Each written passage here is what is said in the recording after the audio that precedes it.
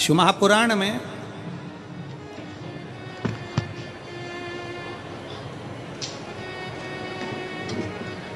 एक रावण संहिता के अंतर्गत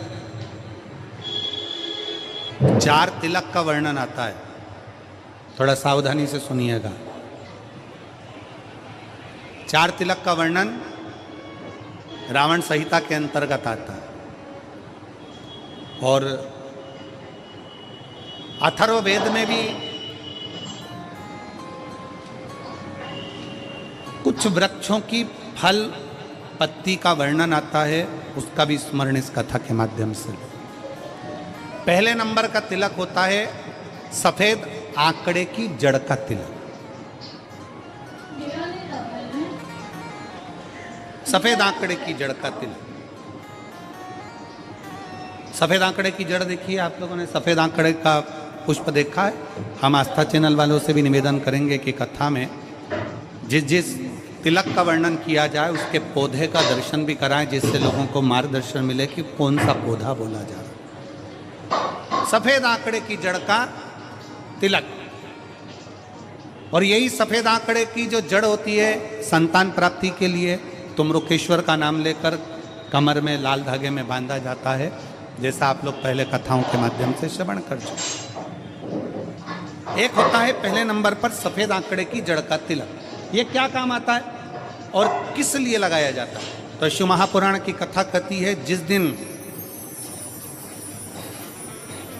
आपको लगे कि मुझे इस कार्य के लिए जाना है और ये मेरा कार्य सफल होना चाहिए, ये कार्य मेरा रुक रहा है, इस कार्य में बाधा आ रही है, ये कार्य मेरा अटक रहा है, उस दिन सफ़ेद आंकड़े की जड़ को थोड़ा सा घिस कर और घिसने के बाद उसको अष्ट विनायक में से किसी भी एक विनायक श्री गणेश जी का नाम लेकर अपने मस्तक पर थोड़ा सा तिलक उस सफ़ेद आंकड़े की जड़ का लगाकर चले जाइए।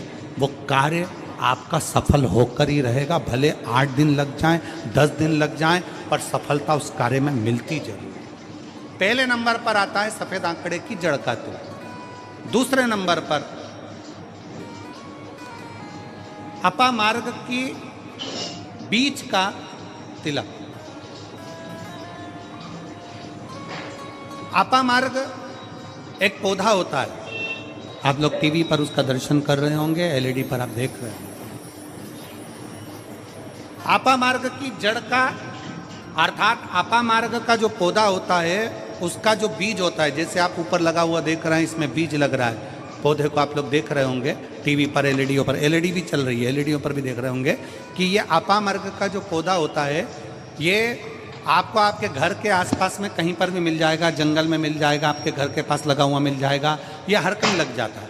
अपामार्ग का जो पौधा होता है, इसका जो बीज होता है, इसका जो फल होता है, फल में जो बीज होता है, इस बीज को सुखा लिया जाता है, सुखाकर इसको पीस लिया जाता है और पीसकर इसको जहाँ पर भगवान शंकर का शिवलिंग है, शिवलिंग का जल बहकर जहाँ से नीचे गिरता है, उसको समझ लें, थोड़ा सा आप लोग ध्यान में आ जाएगा आप लोगों के।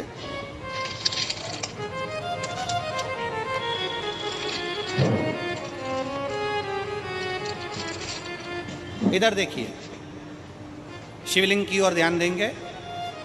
यहाँ जो व्यासपीठ के सम्मुख में शिवलिंग बना है, ये शिवलिंग, और शिवलिंग के सामने से जो जल बहकर जो जल नीचे की ओर आ रहा है, शिवलिंग के सामने से जल बहकर जो नीचे की ओर आता है, ये जो भाग होता है, इस भाग पर अपामार्ग का जो बीज होता है सूखा हुआ, जिसको आपने पीसा है, उसको यहाँ लगा दिया जाता है, उसी को वापिस लेकर आया जाता है और उस बीज का जो चंदन होता है, जिसको अपन पानी में मिलाकर सिर पर लगाते हैं, कोई व्यक्ति आपका अगर धन लेकर चले गया, कोई व्यक्ति आपकी संपदा लेकर चले गया, कोई कार्य आपका बहुत दिन से कोर्ट में, अदालत में चल रहा है, लगभग 1 महीना इसका तिलक लगाना चालू कर दीजिए, दूसरे महीने में आपका धन आपके घर पर जरूर आएगा और आपका कार्य पूर्ण जरूर होगा। अपामार्ग का बीज का चंदन तिलक, अपामार्ग का तिलक हमें सुख प्रदान करता है। तीसरे नंबर पर होता है दुर्वा क्या बोलते हैं इधर छत्तीसगढ़ में, दुबा बोलते हैं कि घास बोलते हैं?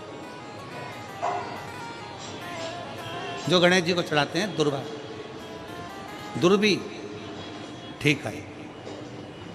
टीवी पर आप लोग देख रहे हैं, दर्शन कर रहे होंगे, दुर्वा, दुर्बी, जिसको छत्तीसगढ़ में दुर्बी कहते हैं, दुर्वा कहते हैं, जो गणेश जी को चढ़ता है, दुर्वा। अब आप सबको स्मरण में तो होगा कि दुर्वा कहाँ से प्रकट हुई है, माथे चढ़ जाता है। शिव महापुराण की कथा कहती है, एक दुर्वा शंकर जी को, एक दुर्वा गणेश जी को जब हम समर्पित करते हैं तो हमारे मस्तक का सारा पाप अपने आप समाप्त हो जाता है। दुर्वा में इतना तेज हो, दुर्वा। और शिव पुराण कह रही है, तीसरे नंबर का तिलक है दुर्वा का। दुर्वा का तिलक, दुर्वा को चढ़ी हुई जब छोटी सी दुर्वा लेकर उसको सूखने के बाद भस्म बनाकर शंकर को चढ़ाकर उस भस्म को लाकर मस्तक पर यदि तिलक लगाया जाए, उस दुर्वा का तिलक यदि मस्तक पर लगाया जाए,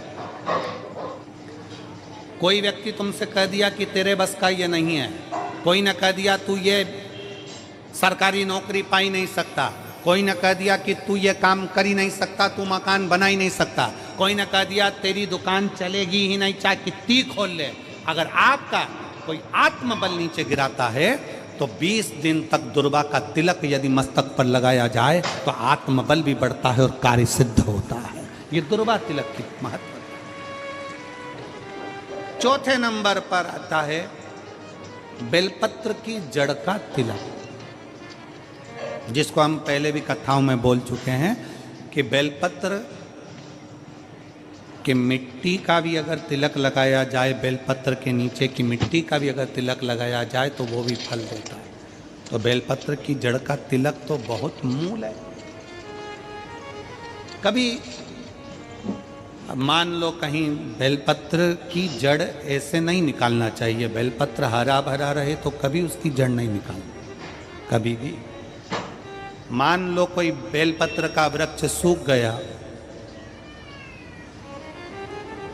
कोई बेलपत्र का वृक्ष अगर सूख गया है, उसकी अगर जड़ मिल गई है तो उसको घिस कर उसका चंदन बनाकर शिव का लेपन कर उस चंदन को अपने मस्तक पर भी धारण कर सकते।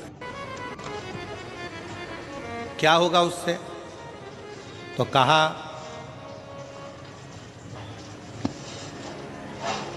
किसी व्यक्ति को कोई कार्य के हेतु आपने बोला है और वो व्यक्ति कार्य से इनकार कर रहा है, मना कर रहा है कि ये मेरे बस का नहीं है, मैं नहीं करूँगा, उठाओ तुम्हारी फाइल लेकर जाओ यहाँ से, ये मैं नहीं करूँगा। तुम्हें लग रहा है कि ये केस मुझे जीतना है और मैं सत्य हूँ और मेरा केस मुझे जीतना है और असत्यता भारी पड़ रही है, झूठ भारी पड़ रहा है, उस समय पर बेलपत्री का चंदन का तिलक या बेलपत्री के वृक्ष की मिट्टी का तिलक व्यक्ति को सफलता जरूर देता है।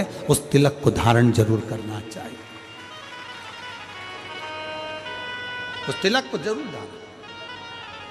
बेलपत्र का तिलक, बेलपत्र की मिट्टी का तिलक, बेलपत्र के वृक्ष के नीचे बैठकर करा गया भजन, बेलपत्र के वृक्ष के नीचे बैठकर करी गई साधना, बेलपत्र के वृक्ष के नीचे बैठकर करी गई आराधना हमें फल प्रदान